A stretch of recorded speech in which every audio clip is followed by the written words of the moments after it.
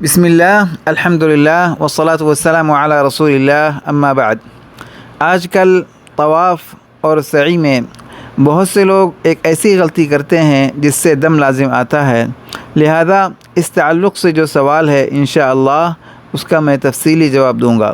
سوال یہ ہے کہ میرے والدین ضعیف العمر ہیں، وہ چل نہیں سکتے، میں نے ان کو الیکٹرک چیئر پر بٹھا کر عمرہ کرایا ہے اور حج کا طواف بھی کرایا ہے اور ان کے ساتھ خود بھی الیکٹرک گاڑی پر بیٹھ کر طواف اور سعی کی ہے، تو کیا میرا عمرہ اور حج ہو گیا یا میرے اوپر دم لازم ہے؟ اس سوال کا جواب یہ ہے کہ جو شخص معذور نہ ہو، پیدل چل سکتا ہو، اس کے لیے طواف اور سعی پیدل چل کر کرنا واجب ہے۔ اگر وہ کسی بھی قسم کی سواری پر یا ویل چیئر پر یا الیکٹرانک چیئر پر بیٹھ کر طواف یا سعی کرے گا تو اس پر دم لازم آئے گا، جو کہ حدود حرم میں دینا ہوگا۔ طواف کا دم الگ ہوگا اور سعی کا دم الگ ہوگا۔ اگر وہ شخص طواف اور سعی کا اعادہ کر لے اور دہرا لے تو دم ساقط ہو جائے گا۔ اگر نہیں دہرائے گا تو اس کو صورت مسئولہ میں 3 دم دینا ہوں گے، 2 طواف کے 2 دم اور 1 دم سعی کا۔ اگر طواف پیدل چل کر کیا اور صرف سعی بلا عذر بیٹھ کر کی ہے تو صرف سعی کا 1 دم دینا ہوگا۔ اور اگر کسی شخص نے کئی عمرے بلا عذر بیٹھ کر لیے، طواف بھی بیٹھ کر کیا، سعی بھی، پھر بغیر اعادہ کرے اپنے وطن واپس چلا گیا تو اس کے ذمے ہر عمرے کے 2 دم لازم ہوں گے، جو حدود حرم میں ادا کرنا ہوں گے۔ البتہ اگر کوئی شخص بیمار ہو یا معذور ہو اور چلنے پر قدرت نہ ہو تو وہ ویل چیئر پر کر سکتا ہے، اس پہ کوئی دم نہیں آئے گا۔ اسی طرح اگر چھوٹے بچے ہوں جن کو لے کر چلنا مشکل ہوتا ہے تو وہ بچے بھی ویل چیئر پر کر سکتے ہیں، لیکن ساتھ میں ان کے ماں باپ یا کوئی اور کرانے والے جو معذور نہیں ہیں وہ ویل چیئر پر نہیں بیٹھ سکتے۔ یہاں پر اس بات کا بھی خیال رہے کہ تھکاوٹ عذر نہیں ہے۔ اگر تھکاوٹ کی وجہ سے کوئی ویل چیئر پر طواف یا سعی کرے گا تو اس کو بھی دم دینا ہوگا۔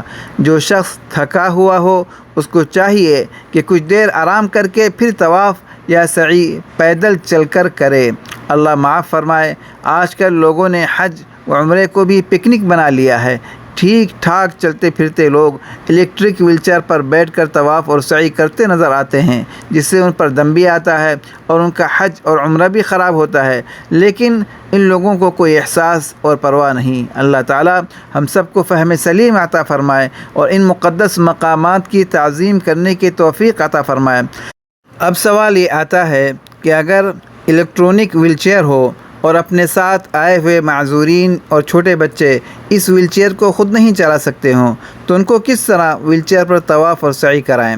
تو اس تعلق سے پہلے یہ بات ذہن نشین کر لیں کہ وہ حضرات جو چلنے پر قادر ہیں وہ کسی بھی صورت میں طواف یا سعی بیٹھ کر نہیں کر سکتے، اگرچہ کسی معذور کے ساتھ ویل چیئر کو چلانے کے لیے بیٹھنا پڑے۔ اگر یہ لوگ اپنے ساتھ آئے ہوئے معذورین یا بچوں کو کرانے کے لیے خود بھی بیٹھ کر کریں گے تو ان پر دم آئے گا، جو حدود حرم میں دینا لازم ہوگا، الا یہ کہ وہ اعادہ کر لیں۔ لہذا ان کے لیے بہتر یہ ہے کہ معذورین اور بچوں کو ایسی ویل چیئر میں بٹھائیں جس میں ان کو خود بیٹھنے کی ضرورت نہ پڑے اور یہ خود کھڑے ہو کر پیدل چلتے ہوئے ویل چیئر چلائیں اور ساتھ میں اپنے طواف اور اپنی سعی کی بھی نیت کر لیں تو ان کا اپنا طواف اور اپنی سعی بھی ہو جائے گی۔